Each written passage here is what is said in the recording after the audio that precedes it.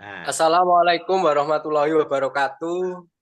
Waalaikumsalam Waalaikumsalam warahmatullahi wabarakatuh. Waalaikumsalam warahmatullahi Alhamdulillah, wabarakatuh.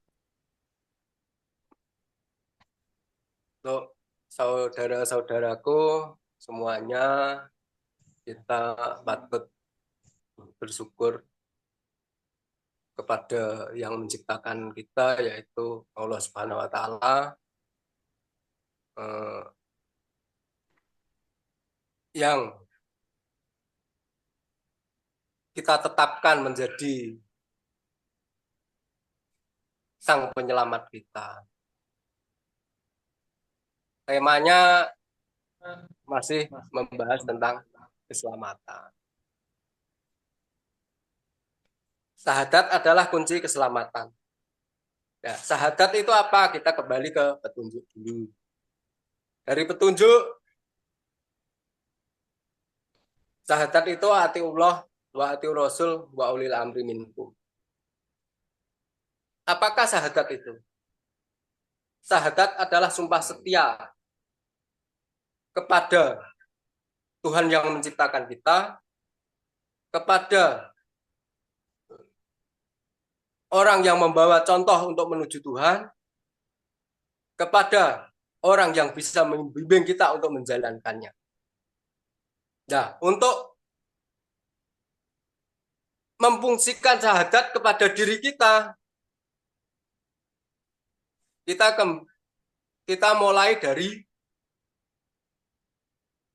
beliaunya orang yang bisa membimbing kita untuk bisa mendekat atau bersama Tuhan yang menciptakan kita, yaitu imam kita atau ulil amri kita, yaitu Gustubi.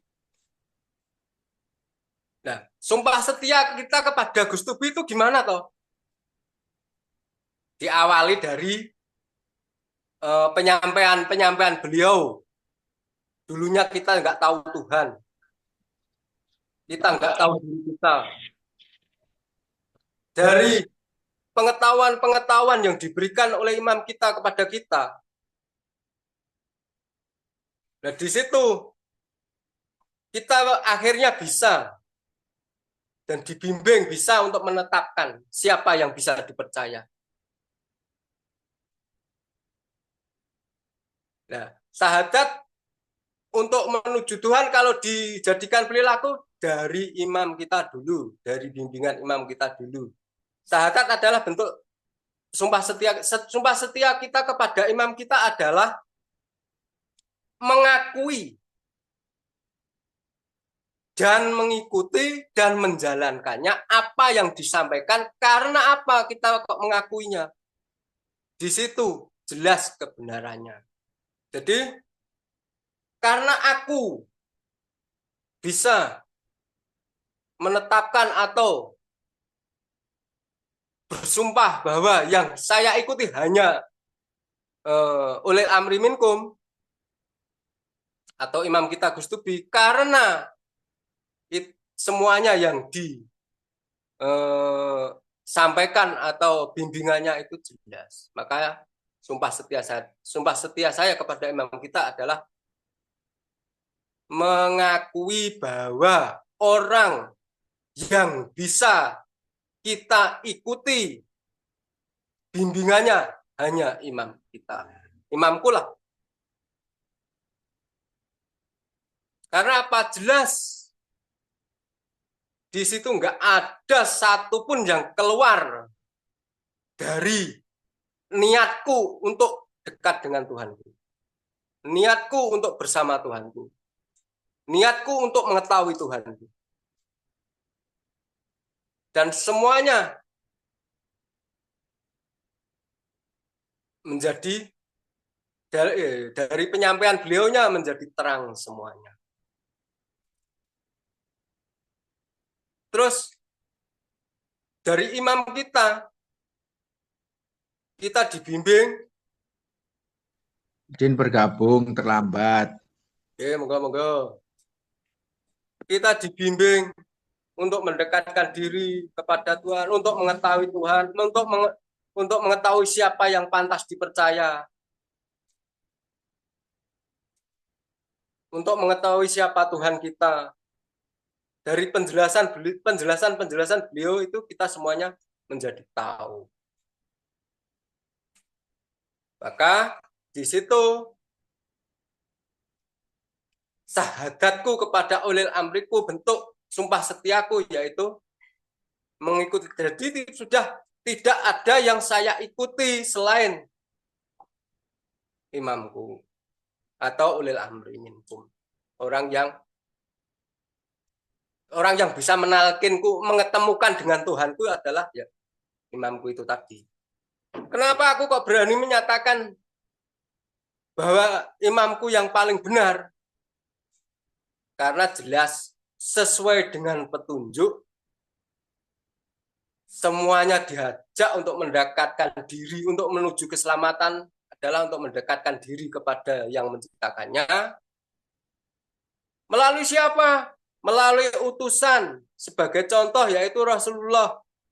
Jadi imam kita itu tidak memberikan contoh selain Rasulullah atau rasul-rasul atau nabi-nabi sebelum Rasulullah. Jadi nggak pernah menyebutkan ada syekh atau habib atau apa, enggak.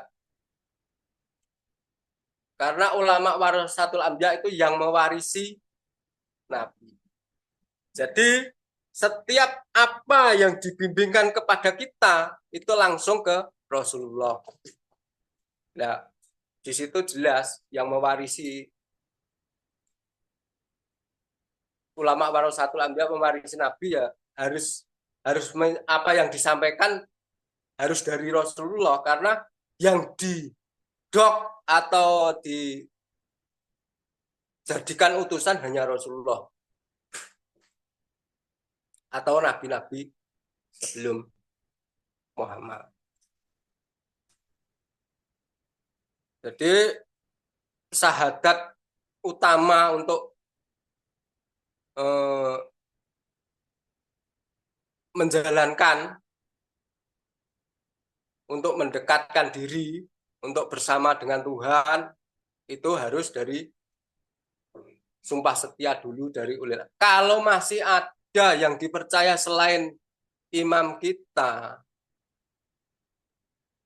aku yakin ya nggak langsung sampai lah.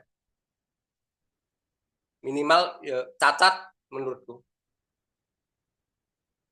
Karena apa? Imam kita itu sudah jelas mengajarkan kita untuk percaya kepada Tuhan kita utuh, untuk mengikuti yang dicontoh semuanya utuh, murni dari Rasulullah semuanya, dan untuk menjalankan dengan petunjuk yang dibawa Rasulullah, yaitu Quran. Jadi nggak diragukan lagi, nggak ada keraguan lagi. Nah, untuk selanjutnya sumpah setia kepada, jadi ketetapan atau bentuk-bentuk syahadat, ketetapan yang kita lakukan pun harus jelas niat kita.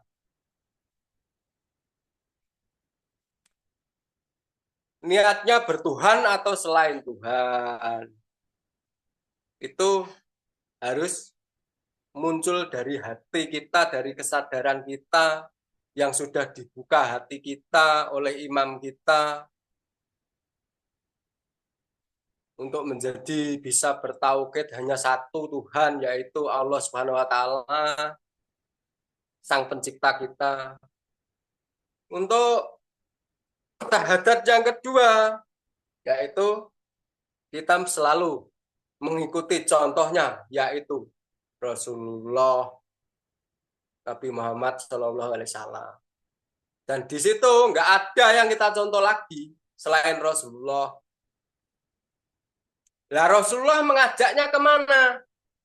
Ke Allah, atiullah, manut karo Gusti Allah, taat tunduk patuh terhadap yang menciptakannya. Setelah kita sumpah setia kepada Rasulullah, baru kita sumpah setia kepada Allah. Hanya Allah, tidak ada Tuhan selain Allah. Tuh. Setelah itu apa? Ketetapan yang sudah kita tetapkan di dalam hati kita untuk menjalani menuju Allah. Kita mengikuti imam kita atau ulil amri kita dengan contoh yang sudah ditetapkan Allah, yaitu Rasulullah, sampai ke Tuhan yang kita percaya hanya Allah. Itu ketetapan atau syahadat bertauhid.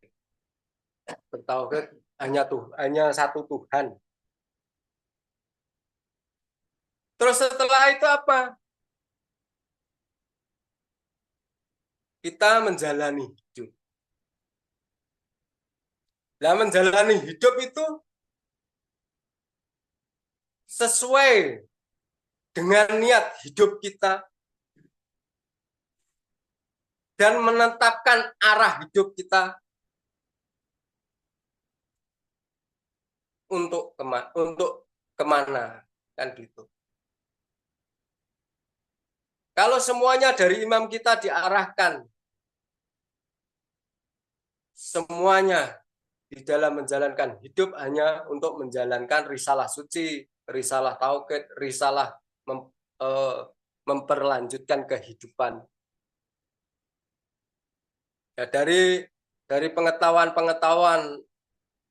pembimbing yang kita percaya dan bahkan kita sudah menyatakan sumpah setia, bentuk pernyataan bahwa bimbingannya itu yang enggak ada salahnya, selalu tepat dan benar, karena semuanya untuk menuju Allah melalui Rasulullah, akhirnya sampai ke Allah. Nah, dari situ kita semuanya tahu untuk memperjalankan hidup. Fungsi dari Tuhan memberikan organ tubuh kita, mata, pikiran, kaki, tangan, dan di situ ada fungsinya masing-masing. Nah, dari semua fungsi itu, dari hati kita, dari pengetahuan kita tahu semuanya itu atas kemahaan Tuhan. Maka ketetapan atau penetapan sumpah setia, yaitu syahadat kita kepada Allah, kepada Rasulullah, pada imam kita, itu semuanya jadi utuh, jadi murni.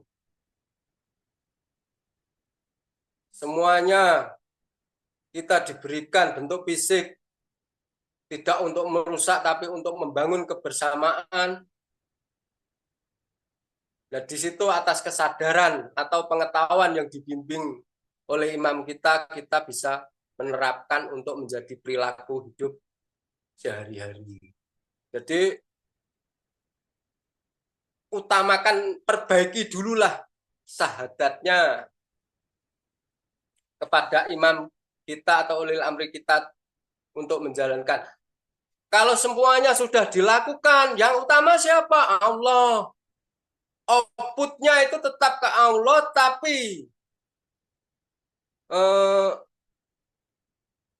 bimbingan perilaku tetap dari imam kita, jalan atau contoh yang kita contoh untuk menjalankan, untuk menuju Allah dari Rasulullah. Jadi tetap clear dari imam kita ke Rasulullah, terus ke Allah.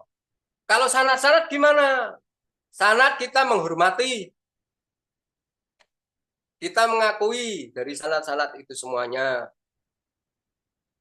Tapi yang patut diketahui adalah yang dijadikan contoh atau seorang utusan hanya Rasulullah dan nabi-nabi sebelum Rasulullah.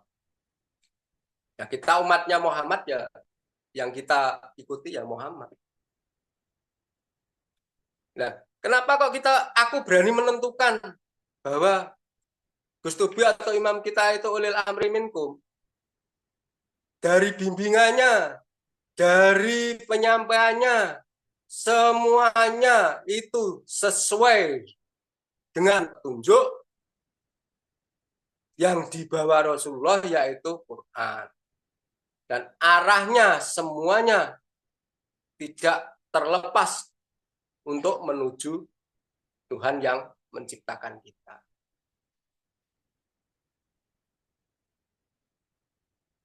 Nah, dari syahadat itu kita bisa yang namanya beriman, menetapkan siapa yang dipercaya untuk menyelamatkan kita, memelihara kita, melindungi kita. Dari syahadat itulah kita bisa menetapkan siapa yang bisa kita contoh.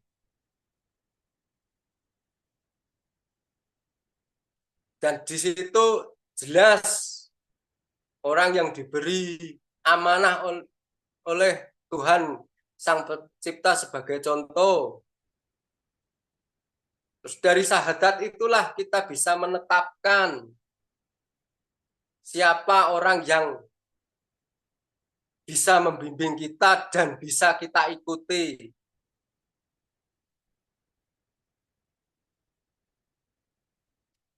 Dari syahadat itulah kita bisa bersama Tuhan untuk menjalankan hidup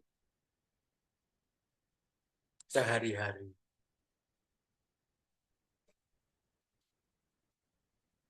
Jadi dari apakah dulu belum pernah syahadat, Kang? Sudah, tapi syahadat ikut-ikutan. Dan syahadat mengikuti penghulu karena mau mendapatkan istri, ya. Maksudnya apa? Nggak tahu, kejelasannya gimana, nggak tahu. Nggak ada yang menjelaskan. Ya. Syahadat bukan dari pengetahuan yang murni, yang suci, tapi syahadat dari ikut-ikutan. Hanya sebatas kata-kata. Maka apa? Semuanya menjadi hanya kata-kata. Iman, Kang. Iman, tapi iman kata-kata.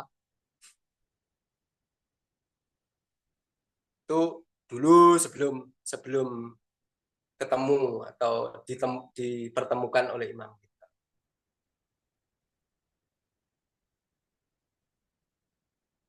Kalau sekarang syahadatku utuh dari pengetahuanku, dari kesadaranku,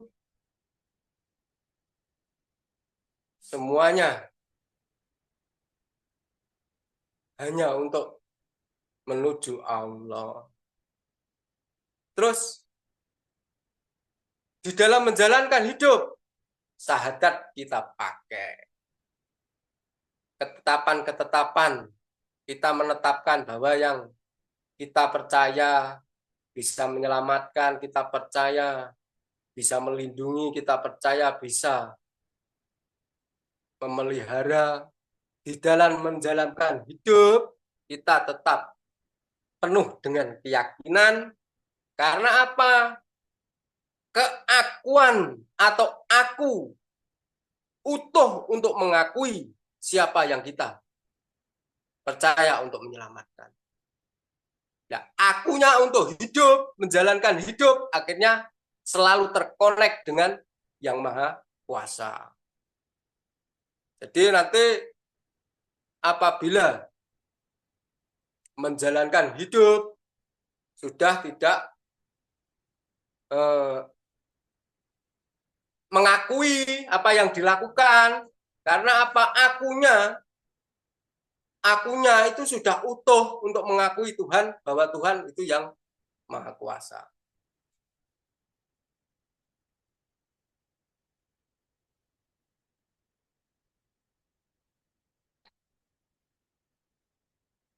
Terus di sini kita dibentuk untuk menjadi satu jamaah atau bersaudara. Syahadat kita pakai. Bagaimana kita dulu menetapkan persaudaraan?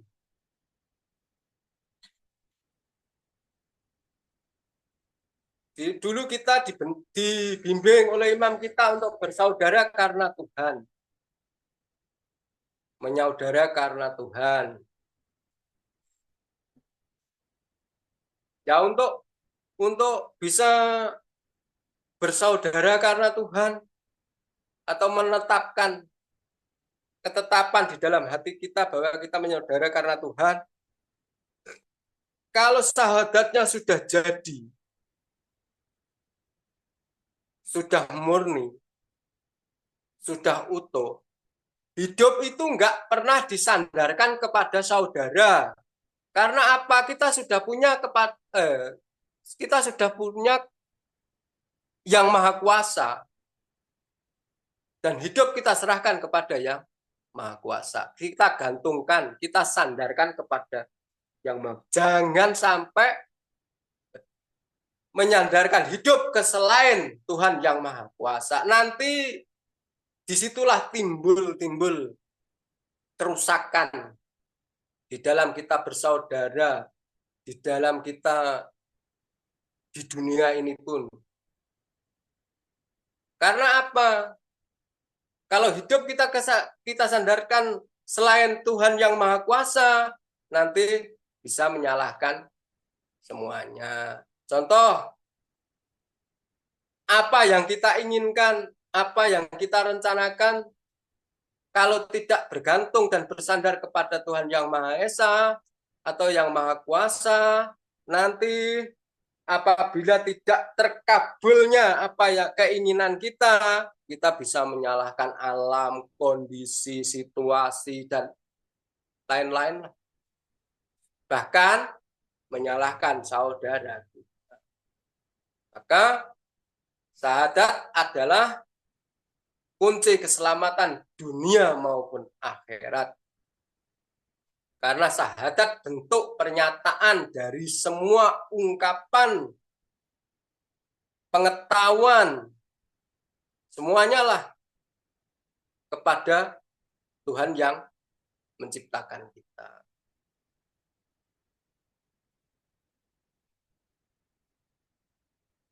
Jadi jelas kalau orang sudah syahadatnya jadi itu tidak pernah risau atau galau atau tentang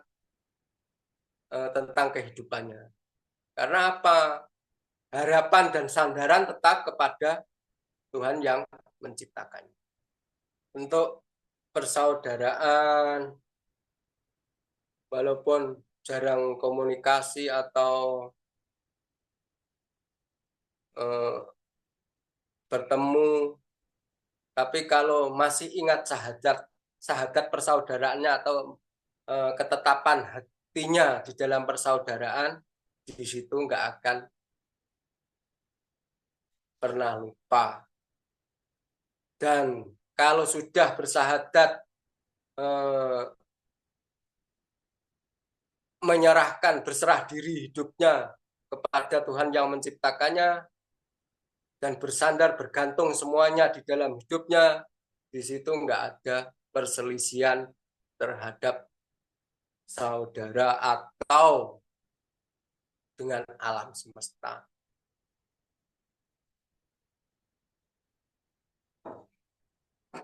Maka mari kita sama-sama koreksi. Apakah sudah benar-benar sumpah setia kepada yang membimbing kita, sumpah setia kepada contoh atau orang yang membawa contoh atau sebagai utusan membawa risalah tauhid yaitu Rasulullah, atau sumpah setia kita kepada Tuhan yang menciptakan kita. Kalau syahadatnya itu dari pengetahuan, kesadaran tentang diri kita, Karena kita semuanya ini adalah orang-orang yang bertuhan, orang-orang yang membutuhkan Tuhan. Di situ nggak akan lupa dengan Tuhannya kalau syahadatnya sudah jadi. Syahadatnya sudah murni, syahadatnya sudah utuh. Karena kalau dulu syahadat ucapan, maka yang ingat hanya omongan, tapi dalam menjalankan semuanya tidak pernah ingat. Ya contoh kalau kita menetapkan bahwa ini kaosku, padahal kaos ini ya banyak. Tapi kalau sudah kita tetapkan bahwa ini kaosku, walaupun kita ke Surabaya kemanapun tetap ingat. Walaupun sudah jelek loh tetap ingat. Nah kalau sudah menetapkan bahwa pencipta kita itu adalah Tuhanku, ya kita pasti ingat. Otomatis. Kalau orang yang bisa dicontoh hanya Rasulullah, kita tetapkan, kita akui bahwa yang dijadikan utusan itu hanya Rasulullah, ya kita tidak akan mencari utusan contoh-contoh yang lain. Kalau kita sudah menetapkan bahwa orang yang membimbingku adalah ulil amri atau imamku, Gustubi, kita nggak akan mengikuti bimbingan-bimbingan dari luaran yang belum jelas kebenarannya.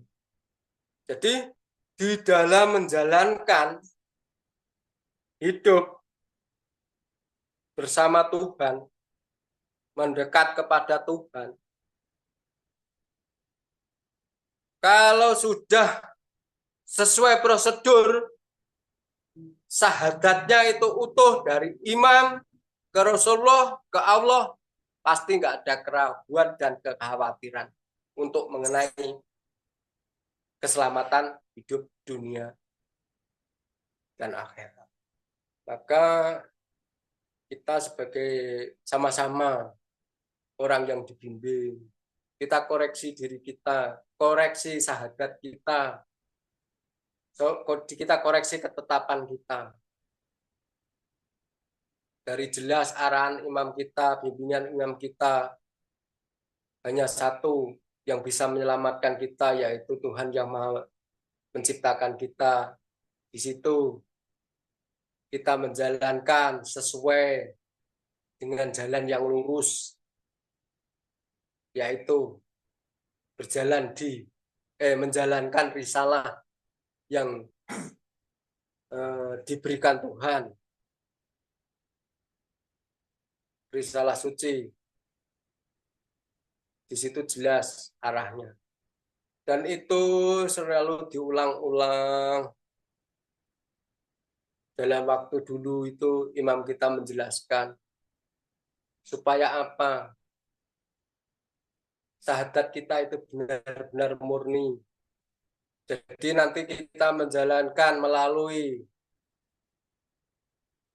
organ tubuh kita, tangan kita, kaki kita, mata kita, semuanya terkonek dengan Tuhannya, dengan penciptanya. Penciptanya membuat manusia itu ada visi misi, yaitu menjalankan risalah suci berupa melanjutkan kehidupan, berkembangnya kehidupan ke depan sampai ke Tuhannya.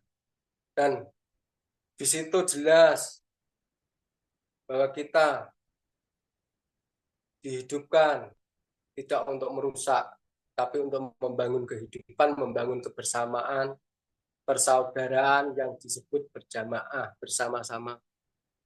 Bersama-sama saudara dan bersama-sama Tuhan yang menciptakan. Ayat pertama sudah kita jalani, sudah kita jadikan perilaku, yaitu Bismillahirrahmanirrahim. Selalu bersama Tuhan yang penuh kasih dan sayang. Tuhan kasih sayang kepada kita, kita kasih sayang terhadap sesama. Setelah itu kita selalu bersyukur, selalu memuji. Segala puji hanya kepada Tuhan yang menciptakan kita. Setelah itu kita selalu menyembah, menghambakan diri. Untuk menghambakan diri yaitu bersyukur, memuji, dan mengagungkan Tuhan. Taat, patuh, untuk menjalankan risalah suci. Bertanggung jawab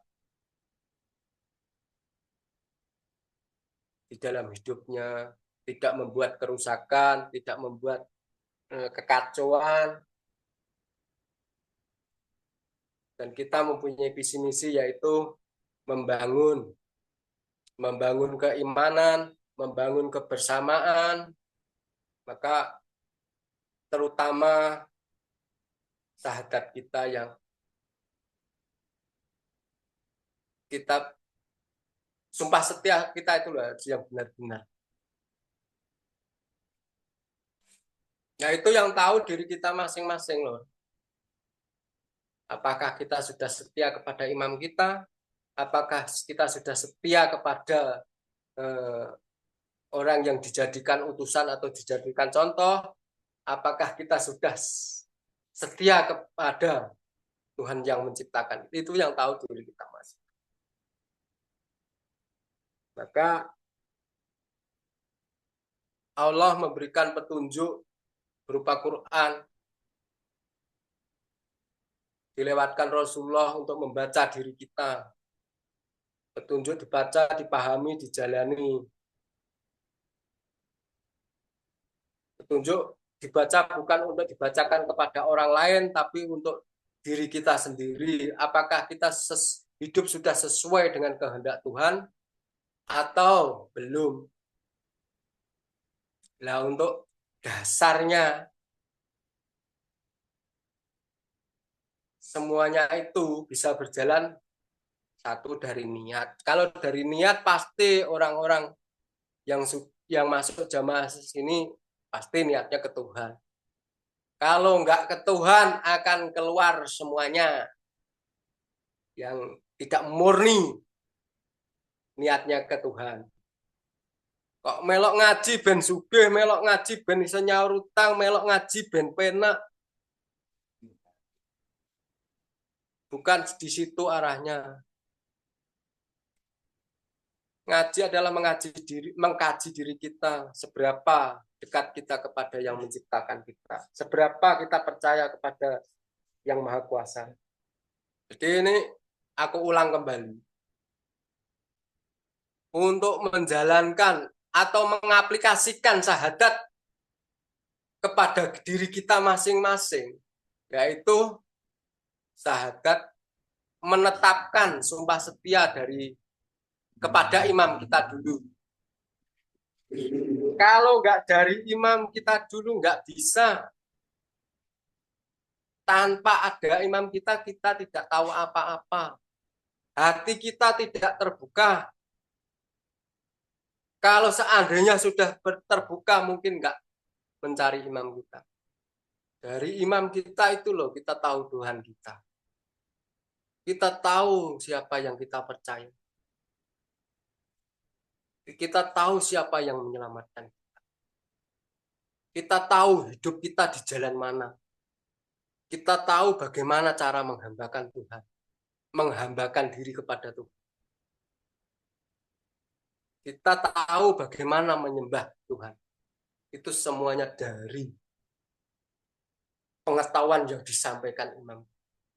Jadi saya mengoreksi dari hidupku yang dulu belum pernah ketemu atau mendapat pengetahuan yang jelas. Dan kita tahu letak fungsi organ, yaitu hati, akal, pikiran, yang mana tuh yang untuk pertama, untuk bisa untuk mendekat Tuhan. Itu ya dari imam kita. Dulu itu kita nggak pernah tahu mana hati, mana pikiran, mana akal, itu nggak pernah tahu. Bahkan Tuhan itu dipikir terus sampai kemana-mana lah. nggak pernah menemukan, nggak pernah ketemu. Setelah ketemu imam kita untuk mendekatkan diri kepada Tuhan, untuk iman kepada Tuhan, itu ternyata mudah. Karena apa? Untuk mendekatkan diri dengan Tuhan itu dengan keimanan. Keimanan yang ditetapkan dari syahadat kita ati Allah.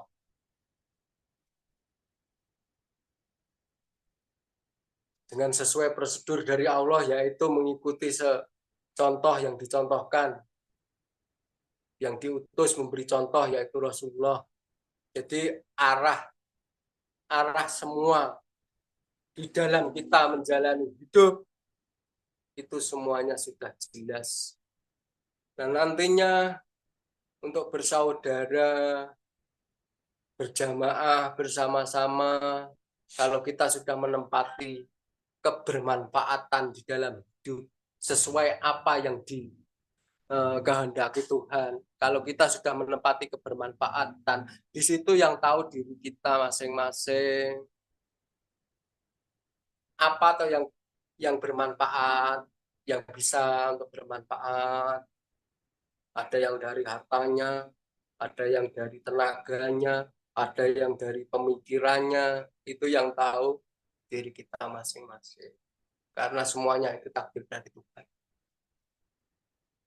Jadi enggak satu nanti yang seolah-olah yang bermanfaat hanya harta, semuanya berlomba-lomba sampai tidak menempati hidupnya. Pasti Tuhan memberikan kebermanfaatan untuk kita bersama, untuk membangun kebersamaan. Makanya kemarin ada bangunan keselamatan, struktur lah intinya, bentuk-bentuk bagi yang sudah menjadi rajul kamil, mempunyai kewajiban mendidik yang di bawahnya, dan di bawahnya terus itu bentuk tanggung jawab kita. Jadi hidup itu enggak mengikuti kepuasan apa yang diinginkan, tapi tetap berjalan atau menjalankan yaitu amanah dari Tuhan berupa risalah suci. Dan untuk bertuhan itu enggak menunggu nanti kalau aku sudah punya harta berlebih atau kekayaan yang melimpah nanti aku bisa baru tenang. Enggak seperti itu. Terletak pada syahadatnya tadi. Kalau syahadatnya benar-benar sudah murni, syahadatnya itu sudah bertauhid hanya satu Tuhan, semuanya apa yang dilakukan menjadi murni semua, utuh. Oke, saudaraku, bagi yang kurang jelas bisa ditanyakan. Kalau ada yang salah apa dalam penyampaianku, bisa nanti saudara-saudara yang lebih pengetahuannya atau yang mempunyai pengetahuan yang lebih atau meruntutkan penyampaian supaya bisa dicerna dan dipahami, monggo.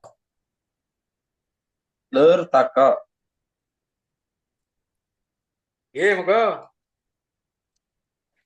Yang dimaksud Allah dohir dan Allah batin itu pripun? Allah gak usah dibatin. Cukup dengan iman, rasa percaya. Kayak wujudnya itu loh, Lur. Wujud Allah dan wujud Allah itu tidak berwujud, semua yang berwujud bukan Allah. Makanya untuk mendekatkan diri kepada Allah dengan rasa percaya. Dan rasa percayamu seberapa dengan Tuhanmu? Itu harus belajar dari pengetahuan imam kita dulu. Alon-alon. Cocok. Sabar. Sabar.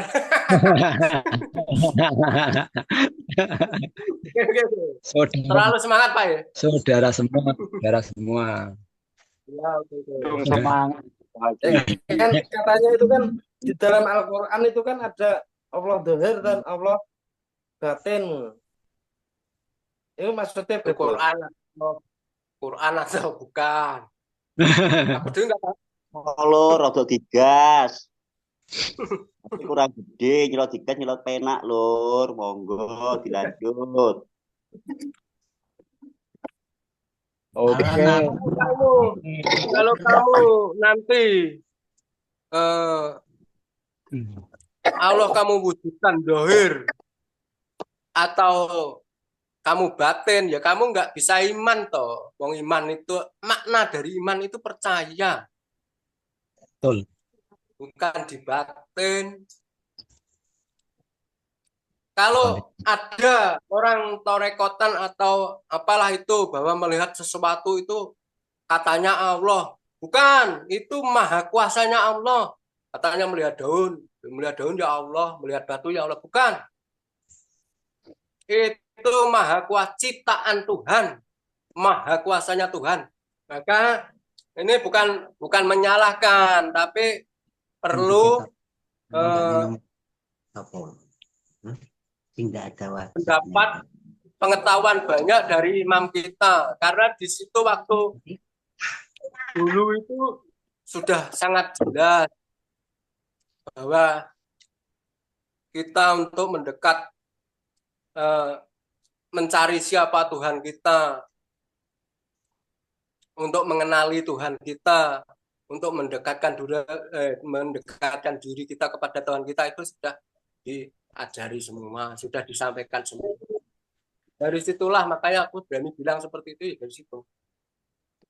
Bahwa Allah itu tidak bisa dibatin dan tidak ada dohirnya. Monggo lur, yang lain, monggo. Halo, Assalamualaikum. Waalaikumsalam. Rahayu, saudaraku Rahayu. semuanya. Tadi banyak penjelasan yang menerangkan bahwa kita itu bersandar kepada Allah. Harus bersandar kepada Allah. Betul. Nah, bersandar kepada Allah itu hanya ketetapan atau bentuk perilaku yang seperti apa? Bersandar itu perilaku. Nah, wujud daripada perilaku itu yang seperti apa? Cara pengaplikasinya. Oke. Betul, dulur. Oke. Di dalam menjalankan hidup kita sebagai manusia ada keterbatasan. Nanti yang akan datang kita belum tahu.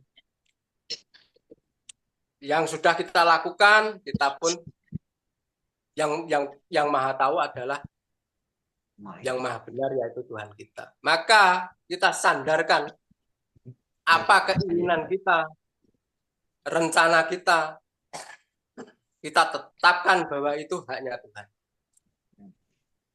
Kita sebagai hamba hanya bisa bersandar dan bergantung memohon pertolongan untuk menjalankan hidup ini tetap ke jalan yang lurus, seperti jalan orang-orang yang dimuliakan Tuhan. Oke?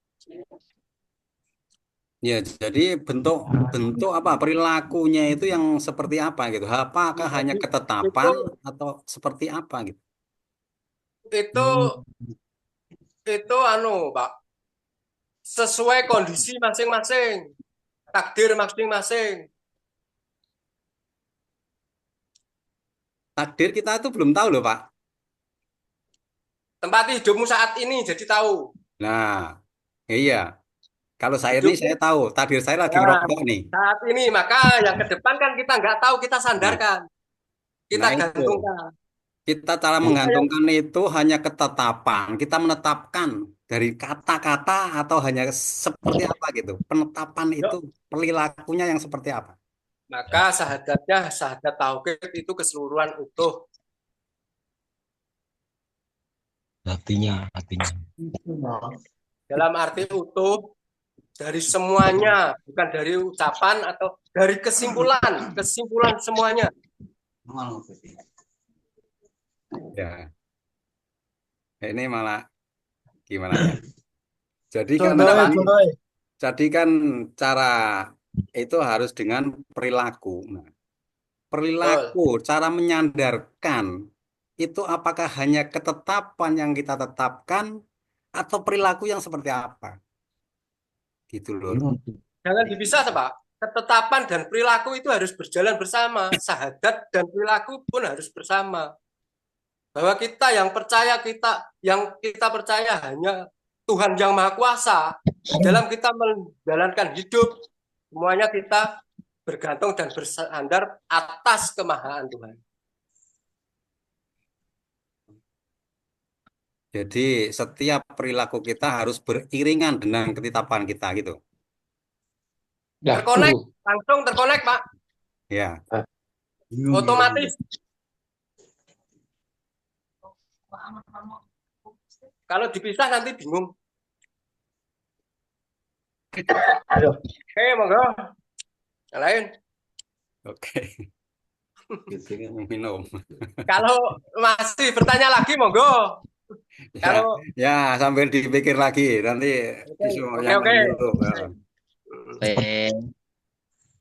Biar semakin mantap iman kita. Aku aja ambil ngerokok, Lor. Ya, ini asik rokok juga. Ya, begitu loh Pak Agus, Pak Muhadi, sing mesra. Ya harus mesra dong sama saudara ya toh. Ya, Monggo. kita Intinya diskusi itu pembeda itu biasa, tapi Yes. satu tujuan, satu iman, satu imam. Gitu. Enggak. Bineka Tunggal Ika itu harus kita jalani. Nah, itu harus seperti itu. Berbeda tapi tetap satu. Oke, Itu Tuhan yang Maha Kuasa. betul. Tujuannya pengetahuan gitu. Nah, kalau nggak beda gimana? Wong saya dilahirkan di sini, sampean di sana ya beda juga. Betul. Bahkan takdir itu pun nggak sama loh, Pak. Nah, itu dia.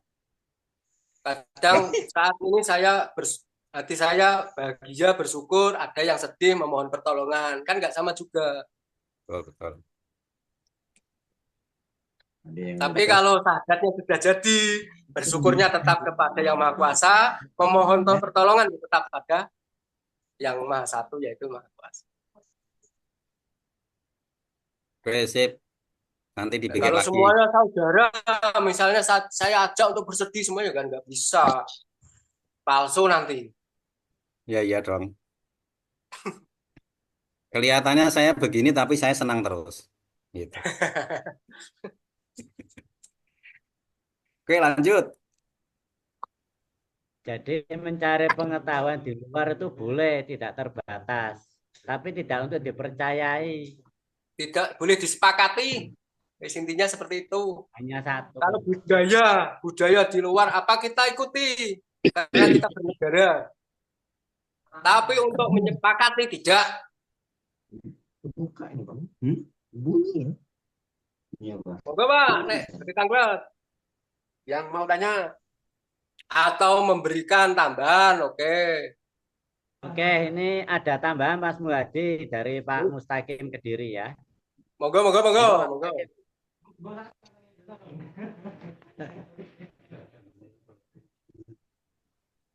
Assalamualaikum warahmatullahi wabarakatuh. Waalaikumsalam warahmatullahi wabarakatuh. Waalaikumsalam warahmatullahi wabarakatuh. Ini tadi Mas Muhadi ada kata-kata istilahnya mencari pengetahuan itu harus dari imamnya. Sebenarnya yang dikatakan pengetahuan itu boleh mencari dimanapun pengetahuan. Tapi yang dipercaya adalah tetap imamnya. Jadi ini hanya tambahan Mas Muhadi. Monggo. Tambahan. Jadi apa yang pengetahuan dari manapun jamaah kita ini boleh mengambil pengetahuan dari luar. Tapi yang dipercaya yang dipercaya adalah tetap imam kita. Karena dialah imam kita lah yang melahirkan iman kita, yang menunjukkan Tuhan kita, dan ya asal tidak keluar dari koridor percayanya hanya kepada imam kita. Itu enggak apa-apa. Jadi pengetahuan sampai mengikuti pengetahuannya Syekhul Karim atau yang wildu atau pengetahuan itu enggak apa-apa. Tapi artinya jenengan ini punya akad terhadap imam kita. Kita sadar bahwa jelasnya pengetahuan kita, jelasnya tentang Tuhan kita bisa mendekat kepada Tuhan kita tahu cara berserah diri dengan kita, ini adalah karena bimbingan Tuhan kita, bimbingan imam kita. Itu saja Mas Mahdi. Jadi tak klarifikasi ya Pak Mustaqim ya. Aku menentukan titik selamat, kunci selamat adalah syahadat. Untuk menjalankan maka syahadat atau sumpah setia kepada imam kita itu dulu. Oke. Supaya kalau itu sudah menjadi perilaku, sudah menjadi ketetapan di dalam diri kita. Karena apa toh? Semuanya pasti dulunya sebelum ketemu imam kita sudah belajar, sudah mencari. Aku sendiri pun seperti itu. Bahkan nggak pernah tahu siapa Tuhan kita, siapa yang kita percaya. Hanya imam kita yang bisa membuka hati kita. Dan menunjukkan bahwa Tuhan yang kita percaya untuk menyelamatkan hanya Allah itu. Dan untuk mendekatkan diri hanya dengan iman itu ya imam kita. Iman, kata-kata iman itu dulu seolah-olah sudah menjadi hanya sebuah kata-kata.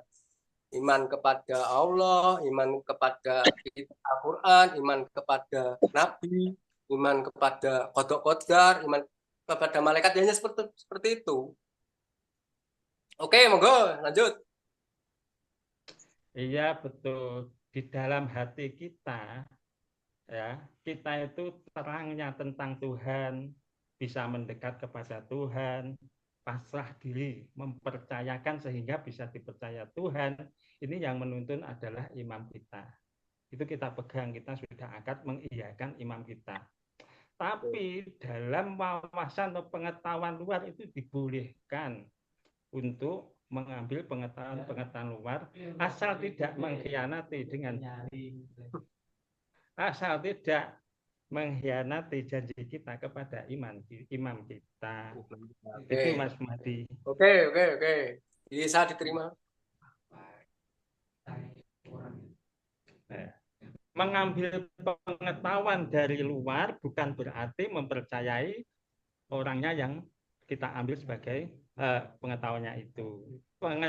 Imannya atau rasa percayanya tetap kepada bimbingan imam kita. Pengetahuan boleh sama jumuk kondi oleh. Itu yang perlu kita luruskan. Yang penting jangan mempercayai orangnya. Hanya untuk menambah wawasan.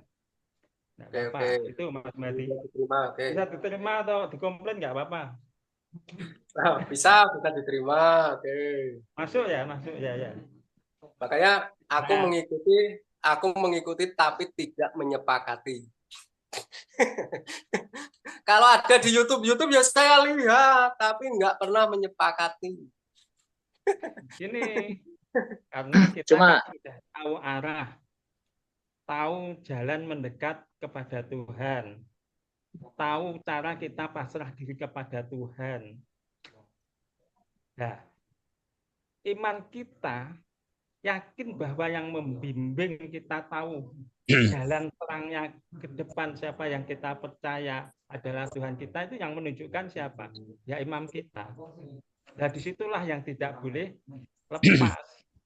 Kalau hanya pengetahuan tapi tidak menjadikan sampean itu lepas dari mencayani imame, itu tidak apa-apa. Hanya pengetahuan loh ya. Dibolehkan oleh imamnya. Itu Mas Mahdi. Oke.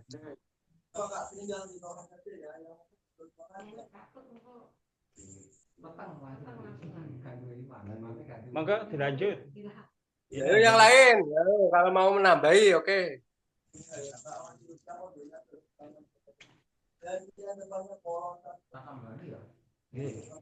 Ini mau diteruskan oleh Gusnya. Oke. Ayo. Dariku.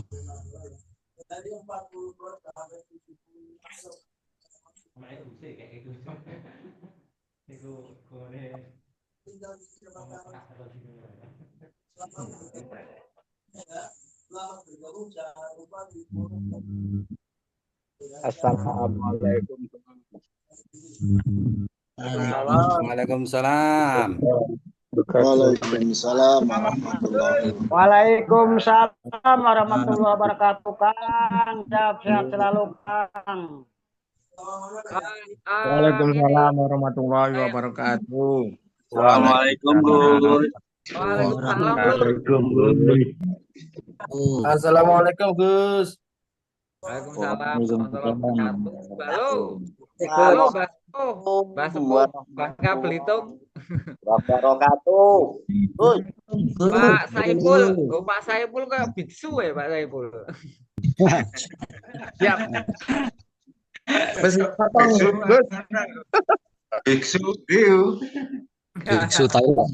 Assalamualaikum Gus. Waalaikumsalam Lur, Pak Supino. Iya masih ingat itu Gus. Matur nuwun kalau masih inget Gus. Iki tak tutup nih kemang lo ben gak hilang topiknya. Betul. Monggo. Lanjutkan Gus, monggo Gus. Semuanya itu cara mengetahui. Jadi cara memandang dari pengetahuan itu kan begini caranya. Imut saudaraku. Tanggal Kalau sahadat 28 Desember. sahadat ulil amrinya itu sebagai yang dipercaya itu kan namanya kalian mempunyai ikatan dengan saya untuk kita melangkah bersama lah karena kalian percaya. Kita berjalan bersama di dunia agar tetap di dalam ruang yang selamat. Kan begitu. Lalu terus kalau kita mencari pengetahuan dari luar, bagaimana ceritanya begitu? Utlubil ilma walau bisin, cara ilmu walaupun negeri Cina. Tapi ambil ilmunya, jangan percaya orangnya. Karena mencari pengetahuan itu wajib. Carilah, dengar dari manapun. Oh ini benar. Ambil aja, jangan orangnya yang dibenarkan pengetahuannya. Pengetahuannya yang diambil karena benar. Orangnya jangan diberi percaya. Orang yang kalian percaya sebagai imam saya.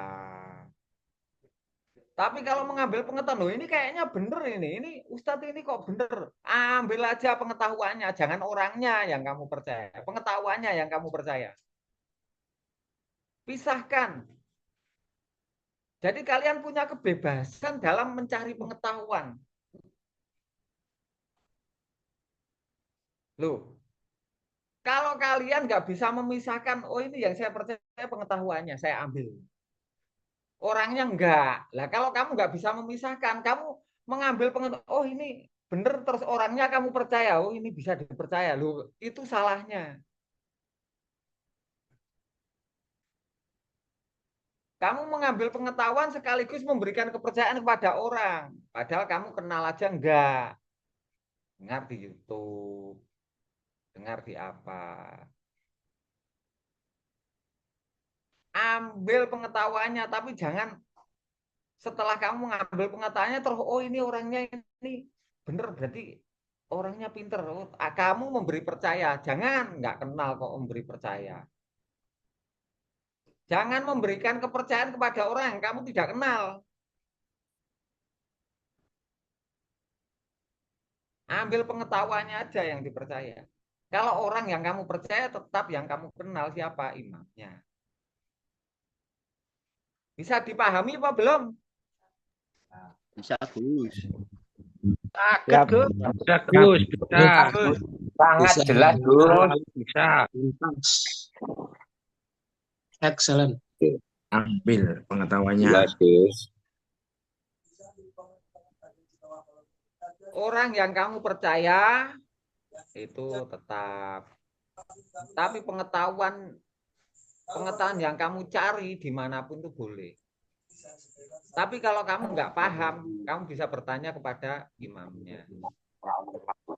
Kan pengetahuan di luar kan banyak.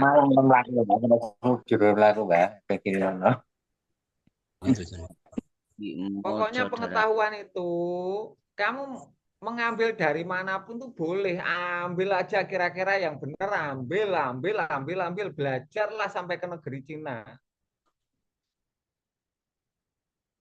Tolabul ilmi faridotun ala kulli muslimin wal muslimat.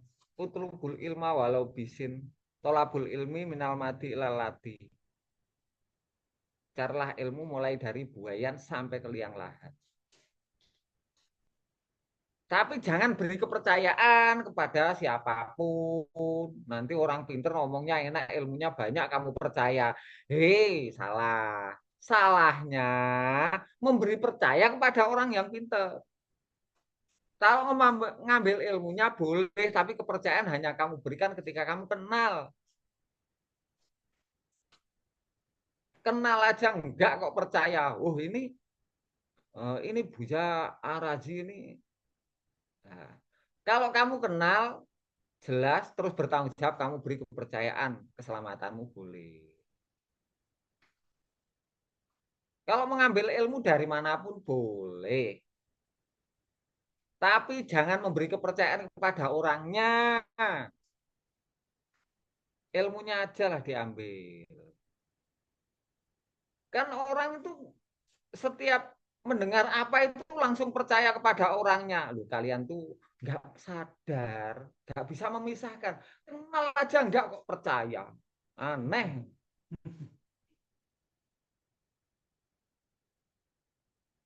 Mendengarkan Ustadz ini, oh enak ini, oh enak ini. Oh ini Buya Jos. Buya siapa? Buya apa Buyar ya. Oh ini Buya R. Ini enak. Lah kamu mendengarkan. Terus lama-lama kamu memberi percaya orangnya. Lu bodoh. Kenal aja enggak kok percaya. Ambil aja pengetahuannya. Tapi percaya enggak, saya enggak kenal. Nah itu ada batasan. Nah orang itu enggak teliti di situ. Kalian harus belajar teliti. Kepercayaan tidak boleh berpindah-pindah. Jangan sembarangan memberi kepercayaan.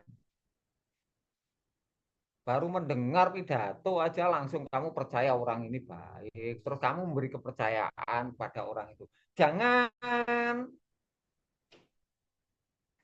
Kepercayaan itu hanya kamu berikan ketika kamu itu mengenal, setelah itu bertanggung jawab kepada kamu. Jangan memberi kepercayaan kepada orang yang tidak bertanggung jawab kepadamu. Oh ini saya Abdul Qadir Jilani. Nggak apa-apa, kenal aja enggak, jangan beri kepercayaan orangnya, tapi ambil pengetahuannya. Beliaunya di alam sana juga bermanfaat, yang ditinggalkan apa? Pengetahuannya. Ambil ilmunya, nggak apa-apa. Tapi memberi kepercayaan itu ya nggak boleh. Kalau memberi kepercayaan pada ilmunya boleh. Oh ini ilmunya dari Allah. Tuh orangnya dipisahkan. Lah kamu memberi kepercayaan kepada orang yang kamu kenal, yang bertanggung jawab, percaya tapi nggak bertanggung jawab, masa kamu memberi kepercayaan? Jadi kepercayaan tuh kamu berikan kepada siapapun yang di situ harus bertanggung jawab, nggak main-main. Percaya pada orang pinter, tanggung jawab apa enggak? Enggak. Loh, ya kamu yang tersesat. Jadi urusan kepercayaan itu diberikan kepada orang yang bertanggung jawab. Jangan orang yang ngomongnya penak. Terus kamu larut, oh ini bisa dipercaya. Lo tanya dulu.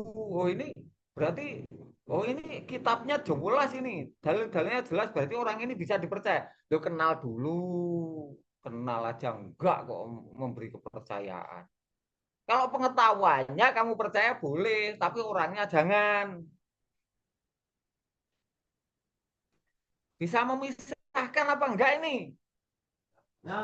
Bisa, Gus. Masa terbiasa mendengar langsung memberi kepercayaan, mendengar Bisa, Gus.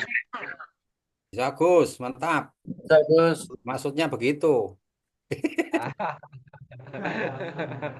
ya wes.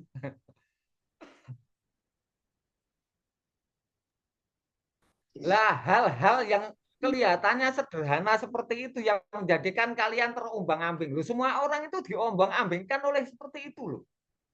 Mendengar ini ceramahnya ini di YouTube, oh ini bisa dipercaya, oh ini bagus, ini bener ini berarti bisa dipercaya. Lo belum tentu. Akhirnya percaya, lo kenal aja enggak kamu percaya aja terus akhirnya ketika di itu ceramahnya jelek, oh ini nggak bisa, oh ini ternyata nggak begitu loh, salah lagi. Itu yang salah percayamu, bukan pengetahuannya. Kenal aja enggak percaya, diberikan. Pemberian kepercayaan kepada orang yang bertanggung jawab, titik. Kalau mengambil pengetahuan, itu yang kamu percaya pengetahuannya, orangnya diputus. Tapi orangnya belum tentu percaya saya, tapi pengetahuannya benar. Pengetahuannya benar ini saya ambil. Percaya saya ini pengetahuannya. Orangnya tutup dulu, tapi orangnya saya belum nggak percaya karena nggak kenal. Tapi orangnya belum tentu saya percaya karena saya nggak kenal. Karena saya memberikan kepercayaan kepada orang yang bertanggung jawab. Loh dia aja kenal enggak. Kok dia bertanggung jawab kan enggak mungkin tuh. Mengambil ilmu itu dari manapun. Tapi memberi kepercayaan hal yang berbeda. Mengambil ilmu dari manapun. Bahkan Rasulullah aja bilang, ambil ilmu sana. Dari negeri Cina itu boleh itu. Tapi memberi kepercayaan kepada orang Cina, jangan. Ambil ilmunya. Percaya di sana orang Cina, masa begitu?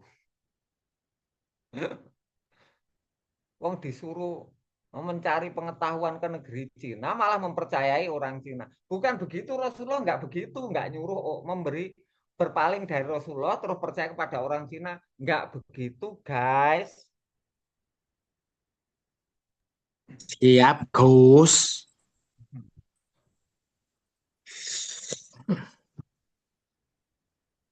Ambil pengetahuan walaupun dari Amerika, Cina, manapun itu boleh. Tapi orangnya diputus. Tapi orangnya belum tentu kenal dengan saya. Nggak kenal ya udah nggak boleh percaya dengan orang yang nggak kenal. Wong kita dari dulu aja dibilangin sama orang tua, hei jangan ikut orang yang nggak kenal. Loh kamu kok ikut orang yang nggak kenal? Loh kamu kok percaya dengan orang yang nggak kenal? Kenal aja nggak, belum kenal nggak boleh dipercaya pesan dari orang tua. Nanti mendengar bakul jamu, nanti ikut bakul jamu ke rumahnya. Gimana ini suaranya enak, akhirnya kamu ikut bakul jamu. Dia itu bakul jamu.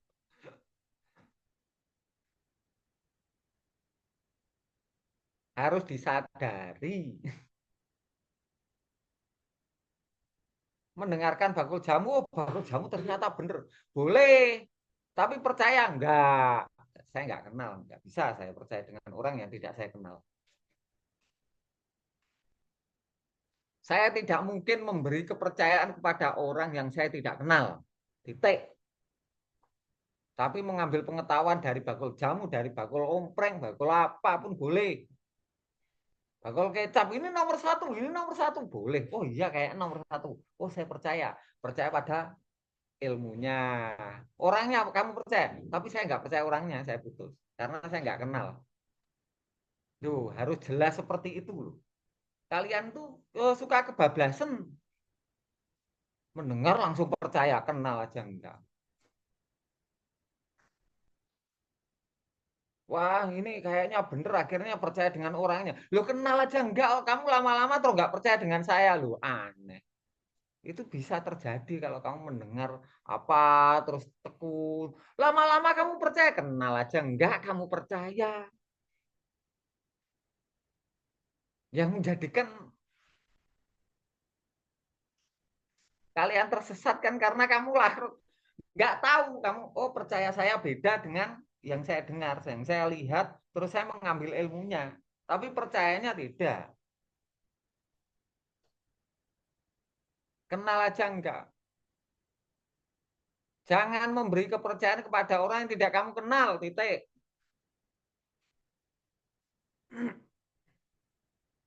Tapi mengambil ilmu, wah dari manapun tuh malah seneng saya kalau kamu punya wawasan yang luas. Carilah pengetahuan dari siapa. Buya Arazi, Buya Sakur, Buya siapalah. Buya atau kiai. Semuanya kamu ambil cari pengetahuan. Oh ini kayak bener ini. Nah, tapi orangnya kamu percaya jangan. Pengetahuannya aja yang kamu ambil. Bisa jelas ini. Terang apa belum? Setuju. Terang, Gus. Terang, Gus. Terang, Gus. Oke. Gamblang, Gus. Gamblang. Sangat jelas, Gus. Sip, Jos. Halo, Pak Somad.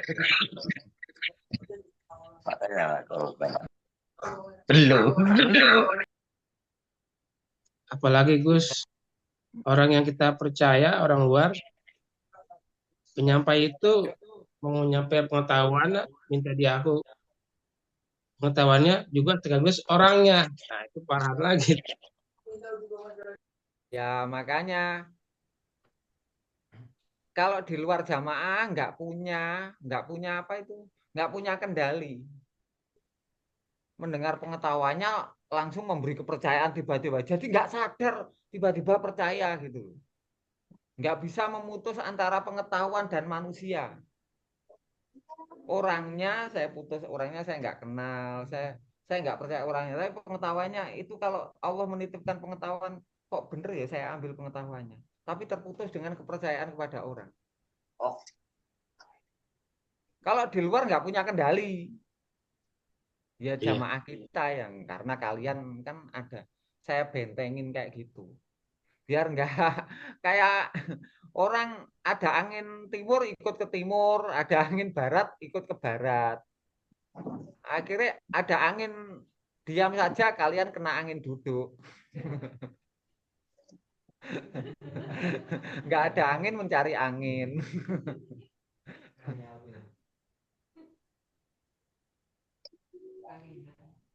Kebanyakan angin gelagapan oleh. Nah, gelagapan. Masuk angin, akhirnya jaluk keroan.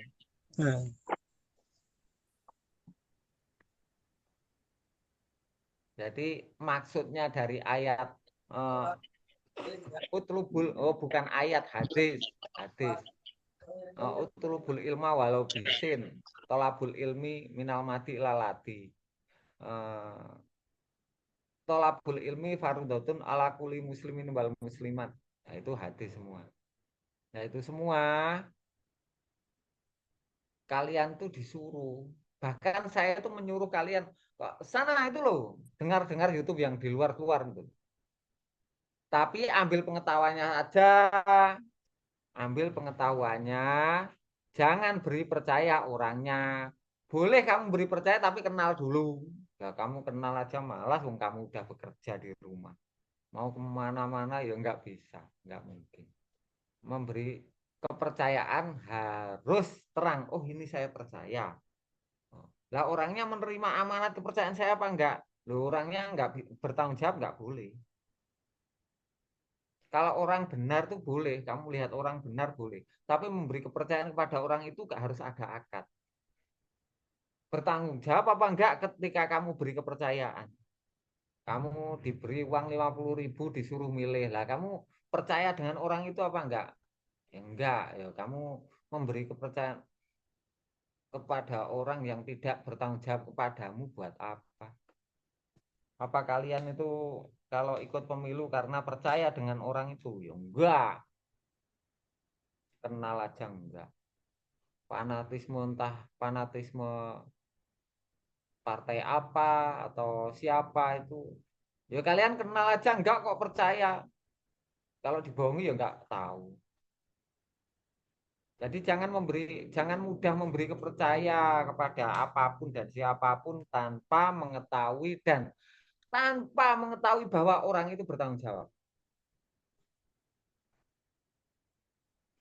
Jangan memberi percaya kepada siapapun kecuali di situ ada akad dan dia bertanggung jawab, baru percayai. Kalau itu lebih baik kamu percaya diri daripada percaya orang. Daripada memberi kepercayaan kepada orang, lebih baik percaya kepada dirimu. Enggak mungkin kamu punya niat mencelakai dirimu. Tapi kalau percaya dirimu itu kamu jadikan sandaran, kamu celaka. Percaya Tuhan. Nah, kita sedang membentuk soft-soft dalam sholat. Maksudnya jamaah itu terbentuk. Kita itu berjamaah di dalam masjid. Lah masjid itu syaratnya Baitullah. Yang namanya masjid itu Baitullah. Masjid itu tempat berjamaah, bukan Baitullah itu tempat kamu sendiri, bukan. Kamu tahu Baitullah terus kamu sendiri, kamu dengan saudara nggak mau, berarti kamu nggak berjamaah. Harus berjajar rata di belakang imamnya, terus sop lagi di belakangnya, sop lagi di belakangnya. Nggak boleh kamu kalau berjajar bersaudara dengan saudaramu, kamu maju sendiri, terus temanmu kamu tinggal, nggak boleh. Kamu yang rata dong persaudaraannya. Kalau menjadi makmum itu yang rata lah, yang lurus softnya dengan jamaah yang lain. Kalau kamu nggak mau eh, berdampingan dengan saudaramu, berjajar dengan soft-soft dengan saudaramu dalam satu baris, dalam satu barisan, berarti kalian itu tidak sedang berjamaah. Kan imamnya menjadi imam. Nah, kalian makmum, berjajarlah, punya soft-soft, bersaudara. Kalau kalian menolak erat dengan saudaramu, terus nggak mau berjajar dengan saudaramu, kamu lebih maju atau kamu akhirnya mundur daripada berjajar dengan saudaramu, berarti kamu nggak mau berjamaah. Kamu mau jejer dengan imamnya ya nggak ada. Imam itu nggak, imam itu nggak bisa. Kamu batal nanti. Dikiranya kalau dalam Baitullah itu orang-orang yang menuju Allah itu kalau berjajar dengan imamnya itu sah.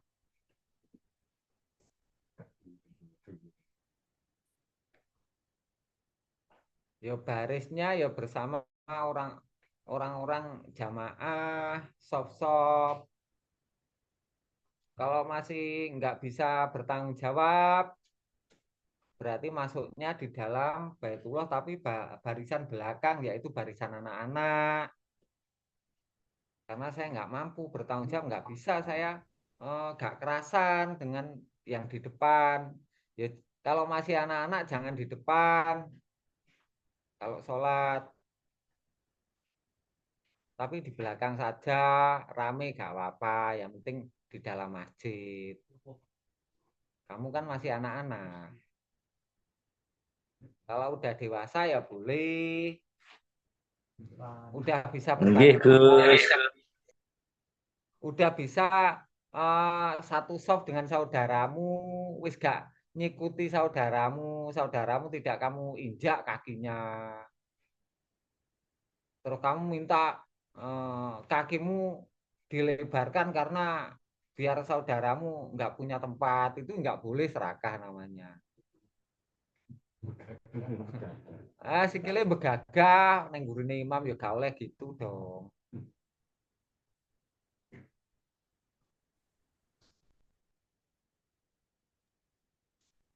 Nggih, Gus. Kamu di belakang imam berjajar dengan saudara yang lain satu sop barisan. Kalau baris itu harus rata, nggak boleh kamu saya harus lebih di depan sedikit, nggak boleh kemajon nanti. Kalau nggak bisa di depan ya di belakang itu dengan saudara yang lain, nggak apa-apa. Yang penting tetap di dalam masjid. Barisan yang di depan kan yang bisa bertanggung jawab pada jamaah. Jadi eh, pengurus masjid itu kan soft yang paling depan. Ada takmir masjidnya, ada tukang nyapu, ada kan itu. Nah, di situ ada tukang nyiapkan Zoom, ada tukang lah yang berguna itu.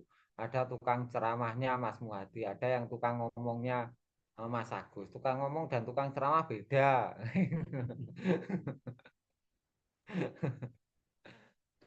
Nah, itu namanya sop di depan, yang lainnya hanya ikut mendengar taat, yang lainnya lagi yang masih anak-anak ya guyon di belakang boleh. Yang penting nggak keluar dari masjid. Persaudaraan itu namanya masjid. Jangan memisahkan diri. Itu kan juga sandal ya, Gus.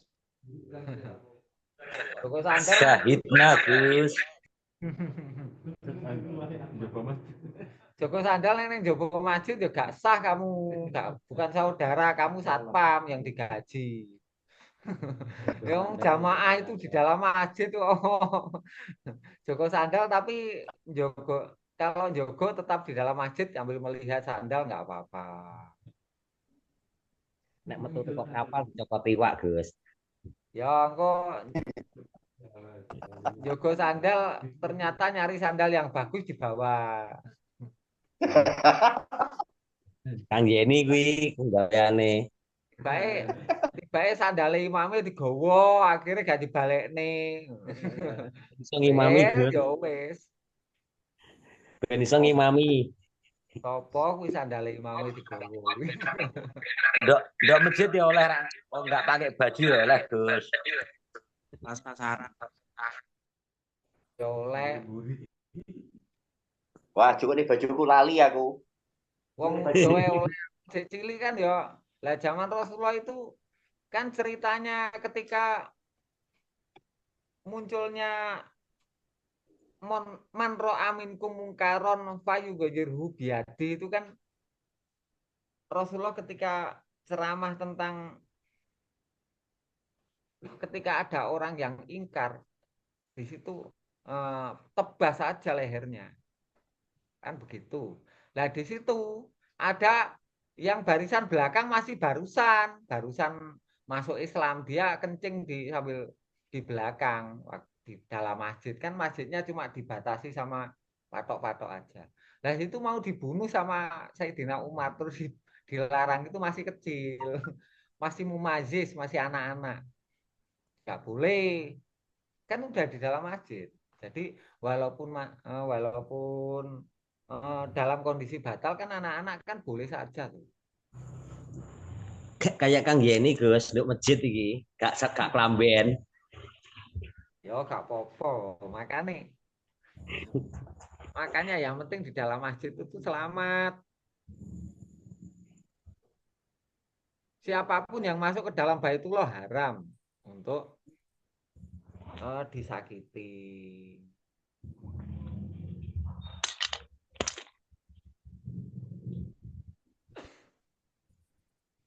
Jadi kita itu sedang meluruskan barisan agar tidak ada yang kemajon. Biar bisa berbaris dengan saudaranya yang lain. biar nggak nyepai saudaranya. Jadi sedang membuat sop-sop yang di depan itu yang bisa menjadi contoh, yang bertanggung jawab maksudnya. Neng ngarep guyon ae rame karo kancane terus neng kono ganggu liyane sing wis anteng-anteng ya. Di situ berarti anak-anak diletakkan di belakang saja. Junjung pindah, ngangguri. Kayak dolanan. Kayak dolanan. Kayak dolanan Bang Mujib.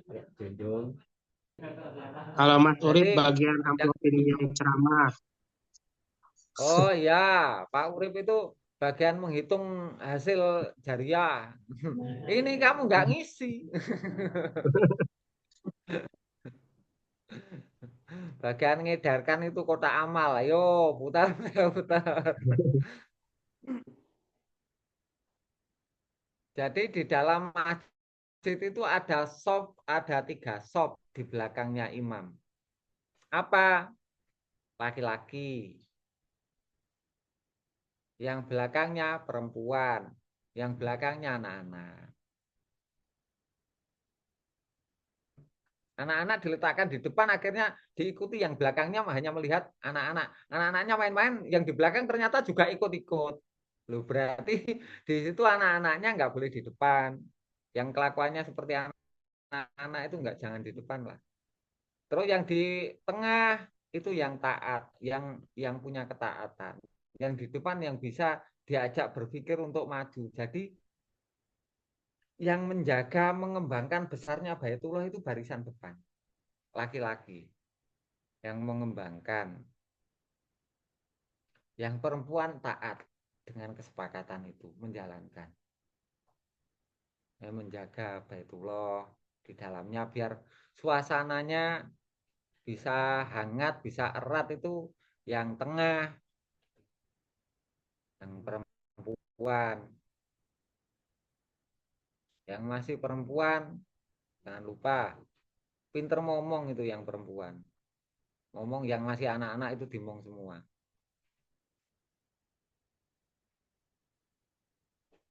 Terus yang paling belakang anak-anak yang masih senengannya guyon jigal-jigalan tuh anak-anak ya nggak apa-apa boleh. Tapi yang tukang ngomong yang perempuan, yang tengah. Jangan sampai keluar ke Baitullah gitu, itu ya tukang ngomong yang perempuan tuh. Yang punya sifat taat itu yang perempuan, yang sudah punya sifat tanggung jawab itu yang laki-laki. Yang masih punya sifat seperti anak-anak, seneng jegal-jegalan, seneng guyon, gak seneng pengetahuan, anak-anak. Yang nggak seneng pengetahuan tuh masih anak-anak, belum kena dididik, wis neng guri dhewe, yang penting ada yang menjaga, itu bagian perempuan yang menjaga. Jadi di dalam masjid, di dalam Baitullah itu ada, dalam jamaah itu ada tiga sop. Sop laki-laki yang paling depan, sop perempuan yang sop di belakangnya yang tengah, sop yang paling belakang yang ketiga, sop anak-anak. Kalau belum bisa di depan, diletakkan di belakang. Kalau belum bisa di belakangnya, berarti masih anak-anak, ya di belakang sendiri. Nah, di belakang sendiri nggak boleh dipercaya. Omongannya bener tapi minta dipercaya tapi nggak bisa diikuti, nggak boleh. Nah, omongannya bener tapi orangnya bisa, oh eh, sholatnya khusyuk, tenang hatinya, orangnya tenang dan bisa dipercaya lah, itu di depan laki-laki namanya.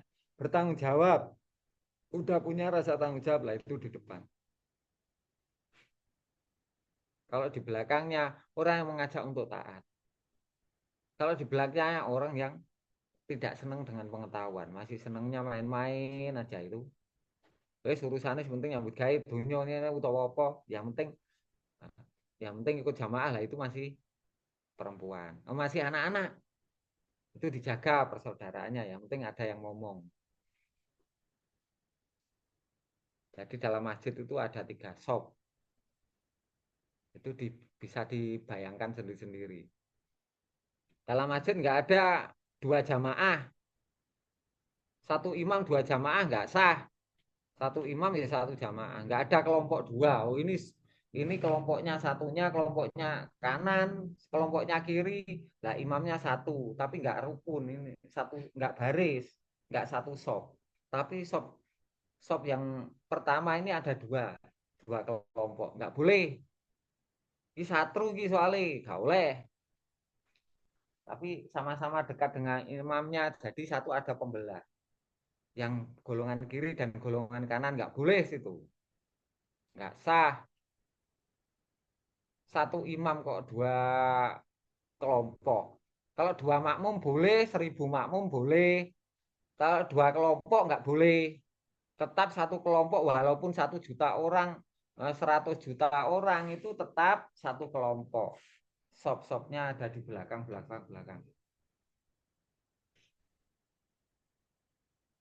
Kalau ada 2 kelompok, imamnya 1 nggak boleh. Imamnya nggak mau, bingung ini. Ini imam yang mana ini kok 2 kelompok. Imamnya nanti pusing.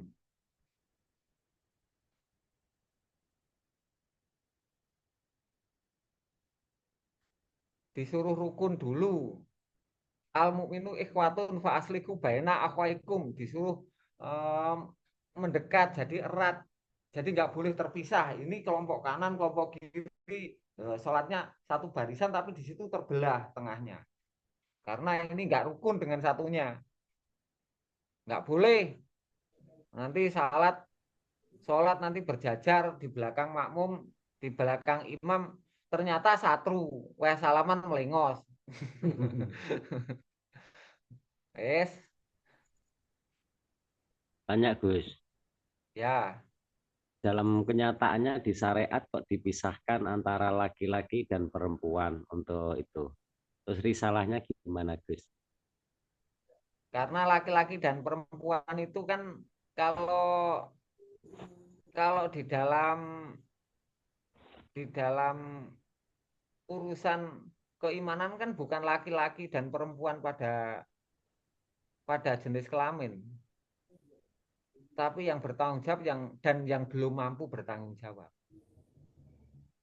Kalau urusan iman, kalau urusan kelamin ya nggak apa-apa. Kan di situ kan aslinya aturannya ya yang wanita di belakang. Itu lihat di Masjid Muhammadiyah itulah aslinya. Nah, kalau di Masjid NU itu kan namanya Masjid Gendok. Gendok itu karena itu ijtihad dari ulama di Jawa. Kan karena yang ikut membangun itu kan bukan hanya laki-laki, sehingga wanita juga berhak untuk di sop depan. Akhirnya dikasih pembatas, tapi ada jalan di depan. Itu kan berdasarkan jasa pertimbangannya, bukan berdasarkan ketauhidan. Aslinya bagaimana aturannya? Aturannya laki-laki di depan, perempuan di belakang, anak-anak di belakang lagi. Itu aturan nggak bisa diganggu gugat. Ya semua tahu itu, semua tahu. Makanya tidak akan pernah ada yang namanya di belakang imam langsung perempuan-perempuan semua, terus laki-lakinya di belakangnya nggak sah. Sebenarnya itu aturan tauhid, Lur. Cuma orang itu kan nggak tahu dalamnya. Bisa dicerna apa yang saya sampaikan? Bisa. Bisa Gus. Gus. Gamblang Gus. Oke, lanjut Gus. Kalau di luar pengetahuannya saya nggak percaya, orangnya apa lagi Gus?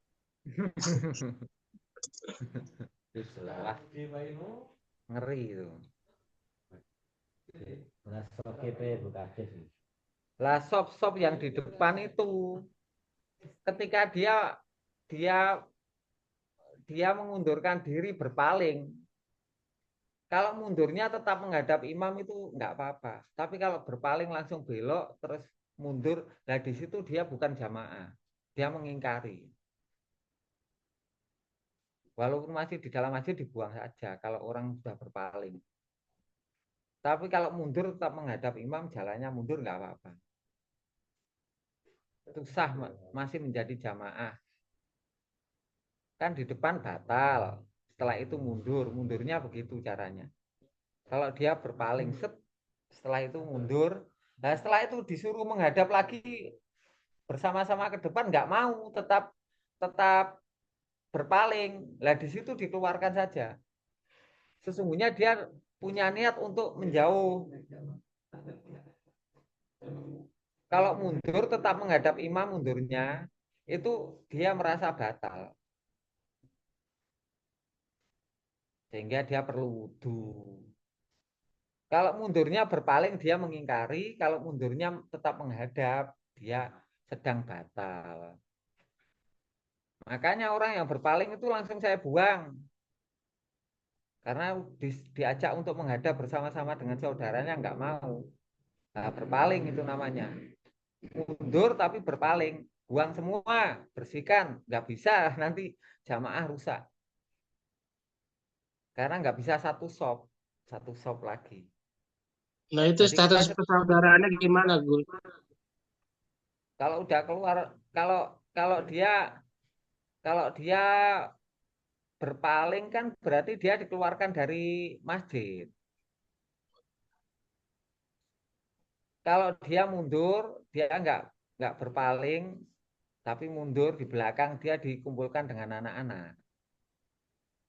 Masih dalam masjid kan sah saja tuh, selamat. Mundur Mas Dede, mundur jadi anak-anak dulu itu. Ya, kalau berpaling itu ya nggak sah. Kalau anak-anak itu sah. Kalau masih anak-anak sah. Tapi kalau dari depan, setelah itu berpaling, lah itu di dalam masjid waktu imam sholat itu tetap berpaling kan nggak sah atau menghadapnya berbalikan. Sah apa enggak? Tidak, Gus. Makanya, ya dia tidak bisa menjadi jamaah satu sop nggak bisa. Makanya dikeluarkan, buang semuanya. Kalau yang mundur di belakang boleh, tapi kalau berpaling keluarkan.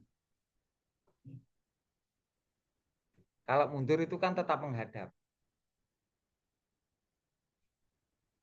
Mundur ke sop belakang itu kan menghadap. Tapi masih ngumpul dengan jamaah yang anak-anak. Kalau udah nggak ngumpul, namanya berpaling udah nggak ngumpul. Di situ dikeluarkan. Jadi yang dikeluarkan tuh orang yang berpaling. Orang yang berpaling itu nggak bisa rukun dengan saudaranya. Kalau yang mundur masih rukun, masih bisa bercengkerama, guyon dengan anak-anak karena mundur ke sop belakang. Itu masih rukun, masih sambung. Kalau yang berpaling nggak mungkin sambung. Itu tandanya. Tandanya berpaling atau mundur gimana, Gus? Kalau mundur itu masih di sop belakang itu masih bisa rukun. Wong pengennya guyon toh. Jadi ini di sop belakang dengan anak-anak itu masih di dalam masjid, nggak boleh dikeluarkan. Tapi kalau berpaling itu nggak bisa, nggak punya persaudaraan walaupun dengan anak-anak yang masih kecil nggak bisa. Bisa bercengkerama dengan yang masih kecil-kecil tapi mau diajak keluar, biasanya begitu kalau berpaling. Jadi tandanya begitu. Jadi mundur dan berpaling itu berbeda. Kalau berpaling tidak hendak berjamaah. Kalau mundur masih niat berjamaah. Kalau berpaling tidak hendak berjamaah. Bisa diterima penjelasan saya? Bisa, Gus. Sakit, Gus. Sakit, Gus.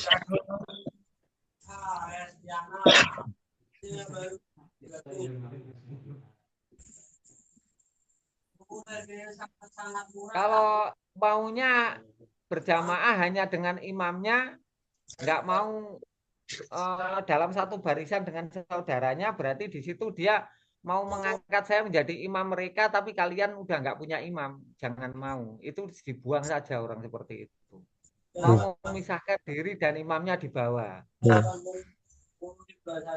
Mumpung lagi promo Kak, silakan bisa dekat dengan Kak. Mumpung sebelum harganya. Jadi orang yang maunya hanya dengan imamnya saja, taatnya hanya dengan imam, nggak mau berjajar dengan saudaranya. Di situ dia hendak mengambil imamnya saja. Nah, di situ saya nggak mau. Jamaah itu tetap satu kelompok, nggak boleh ada dua kelompok. Ini buat kelompok lagi nanti. Sekarang masih sendiri, nanti di belakangnya ada kelompok. Berarti nggak bisa berjajar rukun dengan satu sop itu nggak bisa, satu baris nggak bisa. Nggak bisa dalam satu barisan. Imam itu memimpin satu barisan. Nah, dalam satu barisan sop-sopnya banyak. Kalau imam itu memimpin dua barisan nggak bisa, nggak sah. Bisa diterima penjelasan saya. Makanya orang-orang yang menyangka bahwa dia hanya mau mendengar dengan imamnya saja, nggak mau berjajar berbaris dengan sop yang lain, dengan saudara yang lain dalam satu barisan. Berarti dia hendak membuat kelompok lagi di belakangnya ada. Sekarang masih sendiri, tapi nggak mau berjajar berbaris dengan kalian. Itu dibuang, itu bukan jamaahmu. Tapi imamnya maunya sama, tapi bukan jamaahmu. Jamaahmu ya kelompokmu tuh berbaris dengan kalian semua. Lah nggak mau ya berbaris dengan kalian. Kalian lo ditolak. Kalian ditolak, entah karena kalian disangka, oh ini orang-orang bodoh, saya nggak mau. Kalau nggak dengan Gus, loh, maunya dengan saya. Loh kalian yang ditolak, lo buang aja orang seperti itu. Bukan saya yang ditolak kalian. Ya kalian yang membuang harusnya. Masa imamnya saja, imamnya tetap diterima nanti.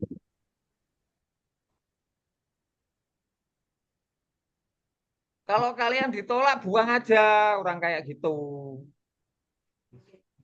Imamnya mau dibawa, saya menjadi imamnya dia, tapi nggak mau menerima berjajar dengan barisan kalian. Berarti dia menolak kalian, yang ditolak bukan imamnya. Itu bukan jamaahmu. Buang. Jelas?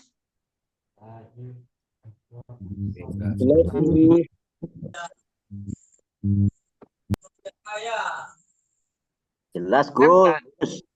banyak tuh orang yang punya statement kayak gitu, itu banyak. Daerah Jawa atau daerah mana Kak? Saya hanya bisa baris ya kalau yang nyuruh imamnya, kalau baris dengan saudara yang lain nggak mau satu barisan lah, itu yang ditolak kalian. Saya satu barisan dengan saudara yang lain nggak mau. Saya maunya dengan imamnya saja. Buang orang itu. Kalian telah ditolak. Yang membuang harusnya kalian. Kalau saya nggak bisa karena dia mengakui saya. Nah, kalau kalian membuang, saya juga membuang. Kan saya ikuti kalian. Kan kalian saudaraku tuh. Kan kamu kan makmumku. Oke, Gus. Tuh, kalian kan biasanya bingung kalau ada orang yang bilang, saya itu hanya mau dengan imamnya saja. Lah itu yang ditolak itu semua jamaah. Loh kenapa kalian yang punya jamaah kok nggak membuang orang gitu? Yang berkuasa itu bukan imamnya, jamaahku, kalian semua. Wong kalian ditolak kok tetap menyambung. Buang aja orang kayak gitu. Kan saya ajarin tuh cara membuang. Kenapa saya kemarin tuh membuang orang-orang kan yang ditolak kalian. Satu barisan dengan kalian nggak mau. Disangka kalian bodoh semua atau gimana gitu, nggak manfaat ini nyambung dengan Pak Sumarto loh. Kayak gitulah pokoknya sombong-sombong gitu loh. Buang aja. Iya, iya Gus, aku udah lama buang itu mah Gus. Jadi yang kompak buang aja. Ini yang ditolak nggak mau baris dengan saudara kita, nggak mau menjadi satu barisan dengan jamaah, maunya hanya dengan imamnya. Buang aja orang kayak gitu. Kalau saya nggak bisa membuang, yang ditolak itu kalian, yang membuang justru kalian harusnya. Buang aja sandalnya itu biar nyeker. Yo, wes jelas ini, jelas penjelasan saya. Jelas, Gus. Mas Gus. Jadi kalian Sangat makanya jelas, Gus. makanya ada tadi pagi atau malam itu kan ada yang saya buang itu contohnya. Itu yang ditolak bukan saya. Kalian nggak mau satu barisan dengan kalian loh, nggak nyambung semuanya. Kalian disangka bodoh. Loh, yang ditolak itu kalian, harusnya yang membuang kalian dong. Makanya Tambahin pertanyaan dikit, Gus. oke, siap. Jadi biar dijawab sama Gusi langsung nih. Serius ini, Gus. Oke, aku ya siap. Bedanya ini, Gus ya. Bedanya imam masjid dengan imam kita itu apa, Gus? Oh, kalau imam masjid kalian tidak pernah punya akad. Kalau imamnya saya, kalian punya akad. Bisa saya percaya untuk memimpin saya agar selamat di hadapan Allah, saya bertanggung jawab. Kan ada akad. Kalau dengan imam masjid kalian mana pernah, kamu saya angkat menjadi imam, nggak pernah. Kamu tiba-tiba ikut aja. Percaya juga enggak, terus bertanggung jawab juga enggak, tapi kalian tetap mengikuti, itu namanya imam masjid. Jelas? Oke. Bedanya tanggung jawab dan akad. Tapi kan gini, Gus ya, sama-sama diikuti, Gus. Kalau sujud, rukuk itu diikuti juga. Ya, tapi kan percayanya yang beda.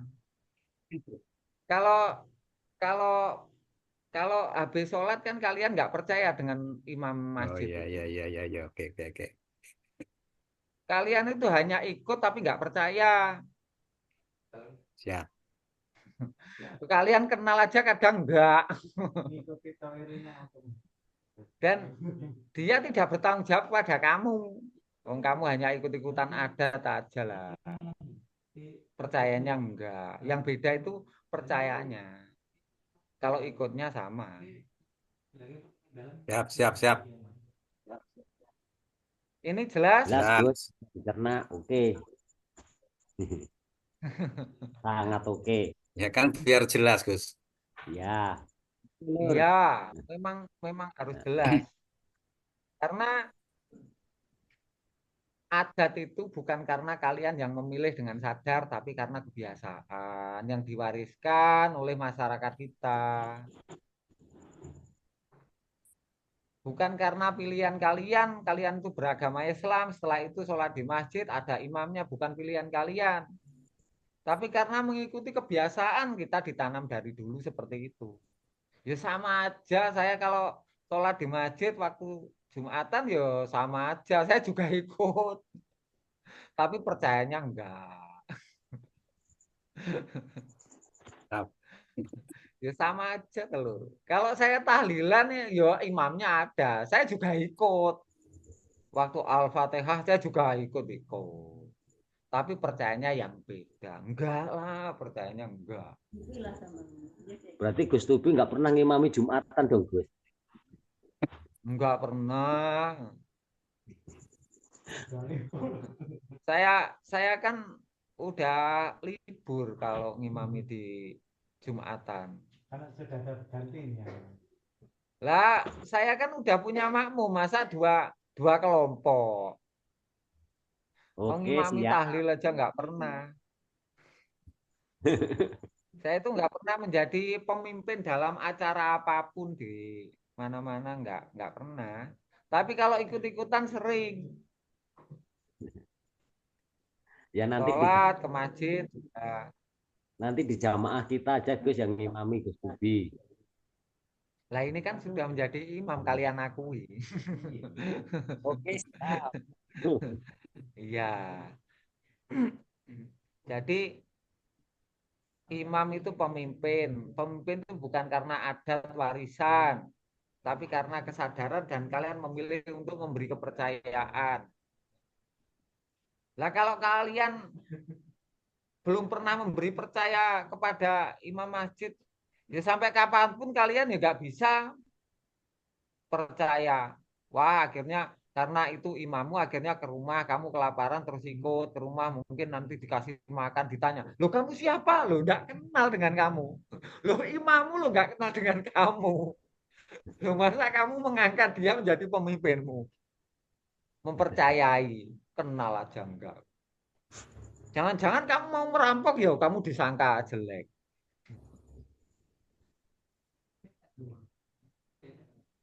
Itu Oke, Gus. adat. Yang tergores di hati nggak akan timbul, Gus. Ya, itu malah lebih dalam lagi. Tapi kalau kalau yang namanya percaya itu karena mengenal, mengetahui dan ada akad. Wong dengan saya kalau nggak ada akad itu jangan percaya kok. Kalau kalian belum tahu apa yang kamu percaya dari saya, setelah itu mengikuti. Kalau belum jelas itu jangan percaya dulu. Tanya dulu, setelah itu ada akad. Gimana Setelah nggak percaya, ada Gus? akad, ada tanggung jawab. Jadi kepercayaan itu yang paling berharga pada manusia. Jadi nilaimu itu pada imanmu. Percayamu kepada orang kok sembarangan, kamu akan jatuh. Sembarangan, kamu akan jatuh. Kamu berikan kepercayaan seenakmu, kamu hilang martabatmu. Loh, kamu bisa percaya dengan orang yang mengajakmu kerja, akhirnya kamu dikerjakan menjadi budak, nggak bisa pulang, diletakkan di pulau, diambil tenagamu saja. Bisa. Makanya percaya itu jangan diberikan kepada yang tidak bertanggung jawab. Harus begitu. Jangan pernah memberikan kepercayaan kepada orang yang tidak bertanggung jawab. Jangan pernah memberikan kepercayaan kepada Tuhan yang tidak jelas.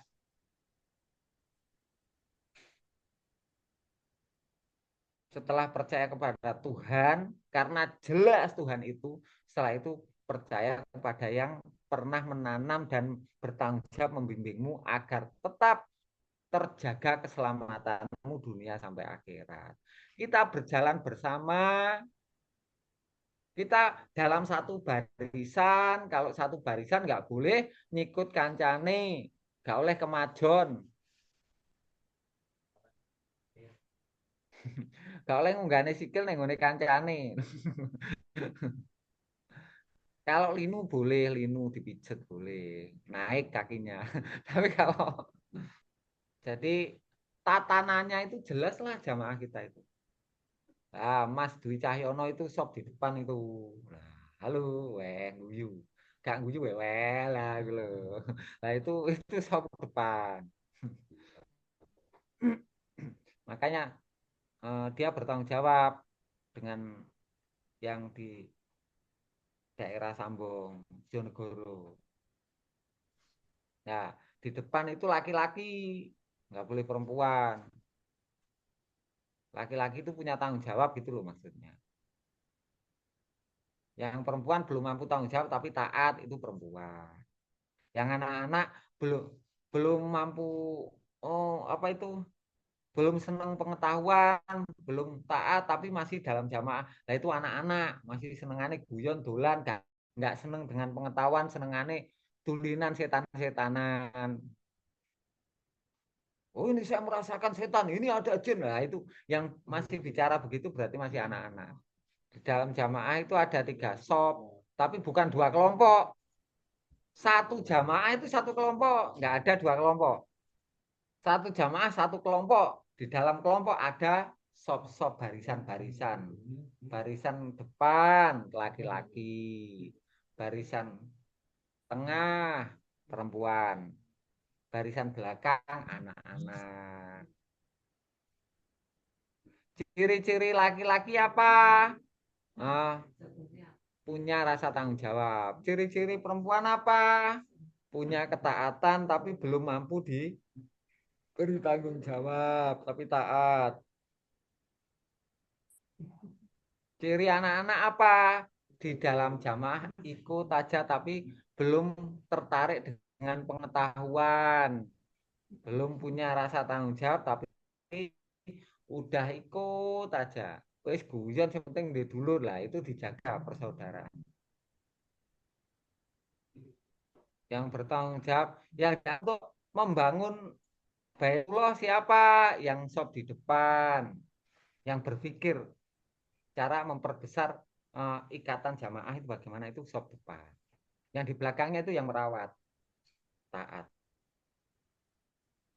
Yang di belakang lagi anak-anak yang meramaikan. Tuh, anak-anak itu penting. Nggak rame keluarga itu kalau nggak ada anak-anaknya. Nggak rame, nggak bisa regeng kalau nggak ada yang taat. Geger nggak ada wanita itu nggak regeng. Regeng itu ya, kokoh. Kalau nggak ada yang laki-laki juga nggak kokoh. Karena nggak ada yang membawa arah. Bisa jelas ini. Jadi pengandaiannya jamaah kita itu seperti orang sholat itu. Jadi nggak ada yang terpisah. Satu jamaah itu ya semuanya satu barisan. Kalau satu jamaah itu 2 kelompok namanya bukan satu jamaah. Ya 2 jamaah, 2 kelompok. Satu jamaah ya 1 kelompok, 1 barisan. Tapi banyak sop. Ada 3 sop. Sap-sapnya itu loh. Barisan depan, tengah, belakang itu boleh. Kalau 2 kelompok ya nggak boleh. Kalau 10 barisan boleh. Kalau 10 kelompok nggak boleh. Lah orang yang tidak mau satu barisan dengan kalian, maunya itu di depan terus dekat dengan saya. Lah dia menolak kalian, buang saja orang kayak gitu. Dia yang ditolak itu jamaah kalian semua. Nggak mau satu barisan Maunya imam kamu diambil ya. Orang itu yang kamu tolak. Buang aja. Jelas? Jelas, Gus. Alah, Mas ya Gus. kita mbok kangen lur iki. Ya. Iya, kangen kalian jenengan kabeh. Alhamdulillah. Amin, Gus. Waalaikumsalam. Pak Kuris, karo sapa saya Somat? Nggih. Wonten Kang Budi, wonten Bakan, wonten Kang Masro yang Baik, gangsal, Kang Gus. Masro.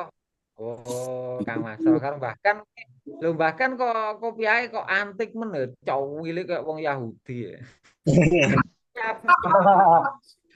Gus, ali sholat, Gus. Ali sholat saya baru ngapal, Gus. Alhamdulillah. Alhamdulillah. Ya wis ngono lur iki ben 3 Juli Mas Iwan ajenge ngendikan diri napa ngoten lho. Monggo Oke, Mas Iwan. siap. Oke, siap. Assalamualaikum. Assalamualaikum Kang Jenny. Terus kelamben mau urung Kang Jenny.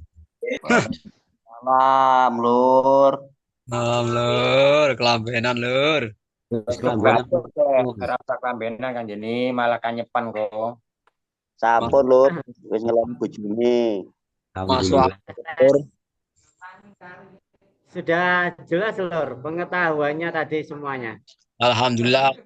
Mas Iwan. Terus sudah nggak ada banyak pertanyaan kenapa kok saudara-saudaranya itu dikeluarkan. Nah, pengetahuannya malam ini secara langsung disampaikan oleh imamnya. Jadi nggak jawab satu-satu melalui Japrian gitu ya Lur ya. Oke. Ada saudara yang tidak mau menyaudara, itu bukan saudara kita gitu aja. Yes. Jelas? Siap. Ya. Oke. Ya, Jadi Pak saya Iwan. selaku moderator malam ini, saya ucapkan terima kasih banyak pada saudaraku semuanya dimanapun kalian berada. Tetap jaga persatuan persaudaraan kita sampai mati. Siap. Siap. Siap. Laksanakan.